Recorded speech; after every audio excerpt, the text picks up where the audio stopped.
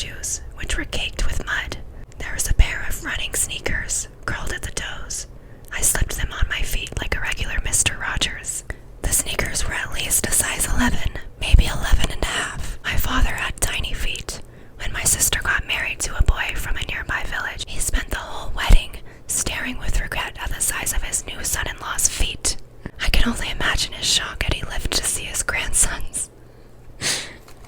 Like so, I entered my son's house, draped in his coat, his shoes on my feet. I was as close as I'd ever been to him, as far away. I dropped down the narrow hallway that led to the kitchen. Standing in the middle of the room, I waited for the police sirens that didn't come. There was a dirty dish in the sink, a glass left upside down to dry, a hardened tea bag in a saucer. On the kitchen table, there was some spilled salt. A postcard was taped to the window. I took it down and turned it over. Dear Isaac, it began. I'm sending this from Spain, where I've been living for a month. I'm writing to say that I haven't read your book, and I'm not going to. Behind me, there was a bang. I clutched my chest. I thought I was going to turn around and see Isaac's ghost, but it was only the door blown open by the wind. With shaking hands, I put the postcard back where I found it and stood in silence, my heart in my ears. The floorboards creaked under my weight. There were books everywhere. There were pens and a blue glass vase, an ashtray from the Dolder Grand in Zurich, the rusted arrow of a weather vane, a little brass hourglass, sand dollars on the windowsill, a pair of binoculars, an empty wine bottle that served as a candle holder, wax melted down the neck. I touched this thing and that. At the end, all that's left of you is your possessions. Perhaps that's why I've never been able to throw anything away. Perhaps that's why I hoarded the world, with the hope that when I died, the sum total of my things would suggest a life larger than the one I lived. I felt dizzy and grabbed the mantel for support. I went back into Isaac's kitchen. I didn't have an appetite, but I opened the refrigerator anyway because the doctor told me I shouldn't go without eating. Something to do with my blood pressure. A strong odor hit my nostrils. It was some leftover chicken gone bad. I threw it out, along with a couple of brown peaches and some moldy cheese. Then I washed the dirty dish. I don't know how to describe the feeling I had, going through these casual motions in my son's house. I did them with love. The glass I put back in the cabinet. The tea bag I threw away.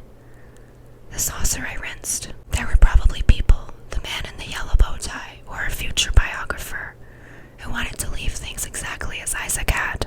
Perhaps one day they would even make a museum of his life, brought to you by the people who saved the glass from which Kafka took his last sip, the plate from which Mandelstam ate his last crumbs.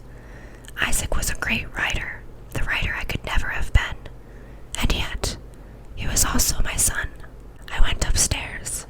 With every door and cabinet and drawer I opened, I learned something new about Isaac. And with each new thing I learned, his absence became more real. And the more real, the more impossible to believe. I opened his medicine cabinet. Inside were 2 bottles of talcum powder. I don't even really know what talcum powder is or why one would use it, but this single fact about his life moved me more than any detail I'd ever imagined. I opened his closet and pushed my face into his shirts. He liked the color blue. I picked up a pair of brown wingtips. The heels were worn down to almost nothing. I put my nose inside and sniffed. I found his watch on the night table and put it on. The leather strap was worn around the hole where he used to buckle it. His wrist had been thicker than mine. When had he grown bigger than me? What had I been doing, and what had he? At the exact moment my son had surpassed me in size. The bed was neatly made. Had he died in it? Or had he felt it coming and gotten up to greet his childhood again, only to be struck down? What was the last thing he'd looked at? Was it the watch on my wrist, stopped at 12:38? The lake outside the window? Someone's face? And did he feel pain? Only once did someone die in my arms. I was working as a janitor in a hospital. This was the winter of 1941. It was only a brief while. In the end, I lost the job. But one evening, during my last week, I was mopping the floor when I heard someone gagging. It was was coming from the room of a woman who had a disease of the blood. I ran to her, her body twisted and convulsed. I took her in my arms. I think I can say there was no question in either of our minds about what was about to happen. She had a child. I knew because I'd seen him visit once with his father, a little boy in polished boots and a coat with gold buttons. He sat playing with a toy car the whole time, ignoring his mother unless she spoke to him. Perhaps he was angry at her for leaving him alone with his father for so long. As I looked into her face, it was him I thought of, the boy who would grow up without knowing how to forgive himself.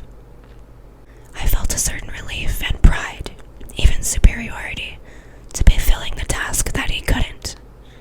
And then, less than a year later, that son whose mother died without him was me.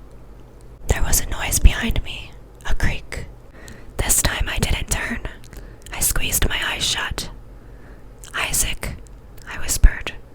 The sound of my own voice frightened me, but I didn't stop. "I want to tell you," and then I broke off. "What do I want to tell you?" "The truth." "What is the truth?" "That I mistook your mother for my life." "No, Isaac," I said. "The truth is the thing I invented so I could live." Now I turned and saw myself in the mirror on Isaac's wall, a fool in fool's clothes. I'd come to get back my book, but now I didn't care whether I found it or not. I thought, let it be lost like the rest. It didn't matter, not anymore. And yet, in the corner of the mirror, reflected from across the hall, I saw his typewriter. No one had to tell me it was the same as mine. I'd read in a newspaper interview that he'd been writing on the same manual Olympia for almost 25 years. A few months later, I saw the exact model for sale in a second-hand shop. The man said it worked, so I bought it. In the beginning, I just liked to look at it, to know that my son was looking at it, too. Day in and day out, it sat there smiling at me as if the keys were teeth. Then I had the heart attack, and still it smiled. So one day, I rolled a sheet in and wrote a sentence. I crossed the hall. I thought, what if I found my book there? On his desk. The strangeness of it hit me. I in his coat, my book on his desk. He with my eyes, I in his shoes. All I wanted was proof that he'd read it. I sat down in his chair in front of his typewriter. The house felt cold. I put his coat around me. I thought I heard laughter, but told myself it was only the little boat creaking in the storm. I thought I heard footsteps on the roof, but told myself it was only an animal foraging for food. I rocked a little, the way my father used to rock when he prayed. Once my father told me, when a Jew prays, he is asking God a question that has no end. Darkness fell. Rain fell. I never asked. What question? And now it's too late, because I lost you, Tate. One day, in the spring of 1938, on a rainy day that gave way to a break in the clouds, I lost you. You'd gone out to collect specimens for a theory you were hatching about rainfall, instinct, and butterflies. And then you were gone. We found you lying under a tree, your face splashed with mud. We knew you were free then, unbound by disappointing results, and we buried you in the cemetery where your father was buried, and his father, under the shade of a chestnut tree. 3 years later, I lost Mama. The last time I saw her, she was wearing her yellow apron. She was stuffing things in a suitcase. The house was a wreck. She told me to go out into the woods. She'd packed me food and told me to wear my coat, even though it was July. Go, she said. I was too old to listen, but like a child I listened. She told me she'd follow the next day. We chose a spot we both knew in the woods. The giant walnut tree you used to like, Tate, because you said it had human qualities. I didn't bother to say goodbye. I chose to believe what was easier. I waited, but she never came. Since then I've lived with the guilt of understanding too late that she thought she would have been a burden to me. I lost Fritzy. He was studying in Vilna, Tate. Someone who knew someone told me he'd last been seen on a train. I lost Sari and Hannah to the dogs. I lost Herschel to the rain. I lost Joseph to a crack in time. I lost the sound of laughter. I lost a pair of shoes. I'd taken them off to sleep. The shoes Herschel gave me, and when I woke they were gone. everyone else's. I lost the only woman I ever wanted to love. I lost years. I lost books. I lost the house where I was born. And I lost Isaac. So it was to say that somewhere along the way, without my knowing, I didn't also lose my mind. My book was nowhere to be found. Aside from myself, there was no sign of me. Whoa. Dang, I should have felt melancholy and read that for the last episode, because, wow, that was very melancholy. Holy crap. I have goosebumps all over my arm. I don't know if you can see. Probably not. I'm gonna stop there for today. If you did enjoy this, make sure to give it a like and subscribe to my channel if you want to see more of these. I'm still not quite done with the book. I am 2/3 of the way through, if you can see where that bookmark is. So we still have quite a bit more to go. I imagine I'll be done by around Christmas time. And also I'm coming out with compilations of these. So I've edited videos, like 10 of these videos into one very long 2-hour video, and that one came out last week, so I'll link that below. It's also in the playlist that I'll be linking below as well. My ASMR playlist of all of these in order. This one will be after number 25. The first compilation is after number 25 on the playlist. And then, yeah, I'll have another compilation coming out for Thanksgiving and Christmas. And I think possibly Halloween too. Yeah, I think there'll be a compilation coming out Halloween weekend, Thanksgiving, and Christmas. And I'll also be coming out with these shorter versions every week still to finish the series. So yeah, if you want to see when those come out, definitely hit that notification bell, please. It would mean the world to me. And to YouTube, apparently, to know that you like me and want to see my videos again. Yeah, I hope you guys are doing well. Happy spooky time. Whatever you're doing, have a good day, good night, good evening. Bye, guys. My channel is sponsored by a website called Wildflower Sex. For the rest of this ad read, I'm going to say sax, like saxophone, instead of the word that I need to say. So, let's talk more about Wildflower Sex. They are a sexual wellness company. First, I'll tell you about what I've purchased from there so far. Now, I will say I bought this without having any experience with said item. The other thing that I purchased on their website are some period cups. They're silicone, and it's really great if you want to reduce your carbon footprint in the environment. They are used for replacements for feminine products. But these period cups I got from Wildflower are really, really high quality. They're the perfect size for me. They have all different shapes and sizes of period cups and toys. So let's get more into the website itself. Right off the bat, the website is extremely inclusive. I absolutely love it. That's the first thing that really drew me into this website. Plus, not only do they talk about saxophone education and wellness, but they talk about inclusivity and how you can learn how to be more inclusive and things like that. Here's one example of something called the NB. If you scroll down, it will tell you what it's good for, what it's best used for, and if you scroll even more, you get some pretty detailed, pretty honest, and great reviews, which, I don't know, for me, it's nice to see honest reviews on a website. But not only that, it's pretty dang entertaining too. If you never have, go through the reviews of saxophone toys. Yeah, that's pretty fun. Anyway, my favorite part about this website isn't even the toys and inclusivity. It is the article that they give you about saxophone education. It is so hard to keep remembering to say saxophone. You go to this tab and there's tons of articles about gender, how-to guides, relationships, sax, body positivity, toys, tools, and my favorite I found, mental health. Super helpful. It's so wonderful to see an adult website that promotes saxophone wellness and education rather than just trying to throw stuff at you to buy constantly. Consider shopping around the site. And again, my affiliate link is in the description below. And if you can't spend money right now, I fully understand. Check out the website anyway and read the articles they have to offer, because it's never too late to learn new things. Purchase anything through my link, then I will get part of that commission, so you would be supporting me. It would be great. By the way, I have other links if you want to check those out. They will be in my link trick below as well.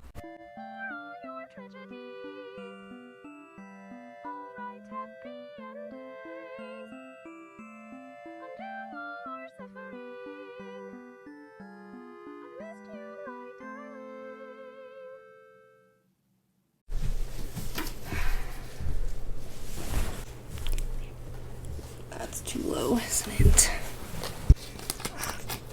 This costume's a little too big for me, so I use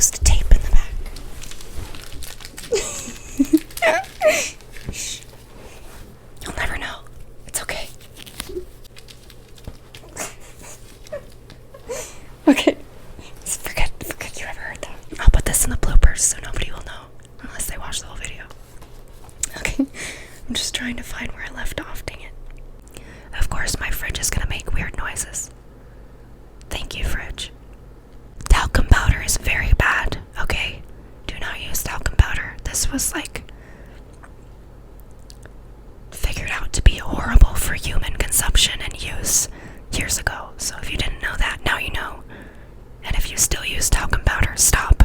And if your grandparents or your parents use it, tell them to stop. Show them. Look up on Google about how it's been like recalled and it's been known to like harm people health-wise. And send them to your parents or grandparents so that they can be safe. Okay? These things cause cancer. And my grandpa died of fucking brain cancer in July of this year. And they didn't even figure out he had brain cancer until the same month that he died. And it's probably because they used products like that constantly. My grandma has those wick things all around her house, those air wicks that like spurt out a scent, like a bunch of perfume every like hour. They blow out this crap that like I can't breathe when I smell it. And yeah, those were all around my grandma's house, and it wouldn't surprise me if those aided, at least, in his brain cancer, like, progressing.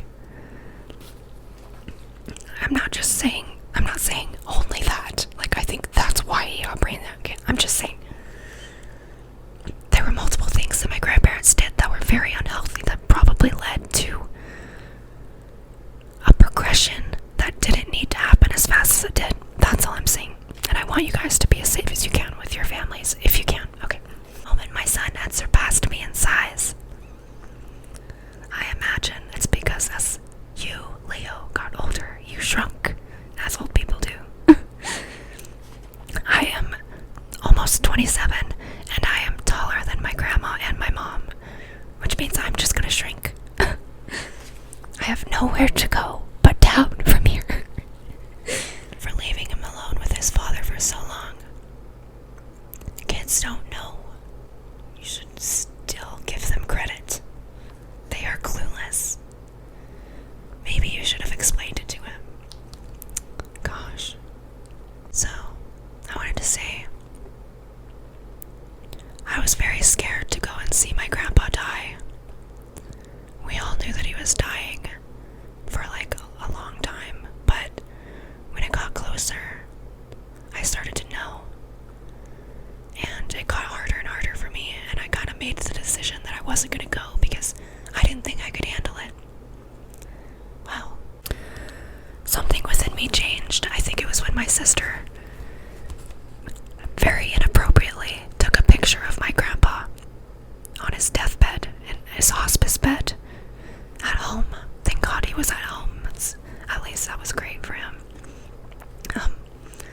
Yeah, my sister sent me a picture out of nowhere of him, and that really set it in for me. And I immediately started planning a trip to my hometown, and went to my hometown. And I was there for a day and a half, and I was in the room when he died, along with his two favorite daughters. Actually, his two favorite daughters and my grandma and me were all in the room, along with his favorite dog and his other favorite dog, who's my dog, Honey. All of his favorite women were in the room, and he passed very, very peacefully. So, yeah, if you're afraid, I would say not to be. But I have always been the one who, like, I won't judge you either way. Like, if you don't think you can handle it, if you think it would just be bad for you to see your loved one in that state before death, then don't do it. It's good to have good memories of them. And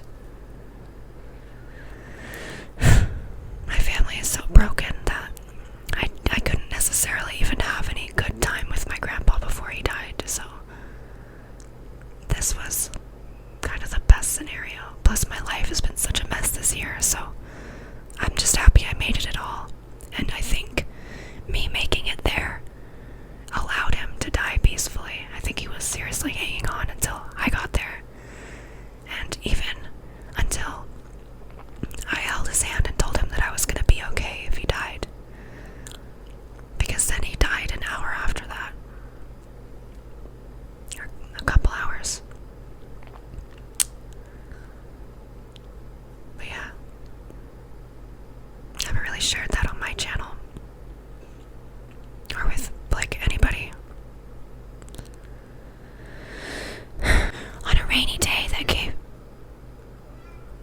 Baby. Did you hear my cat meowing? Gosh, I'm almost done with this chapter. Baby, I'm almost done. Uh-oh. The tape is coming undone again. No, I'm almost done. Okay. I just can't move, apparently. Great, okay. I'm literally filming this in September still. Today is September 24th. But this one, I don't think this video will be coming out until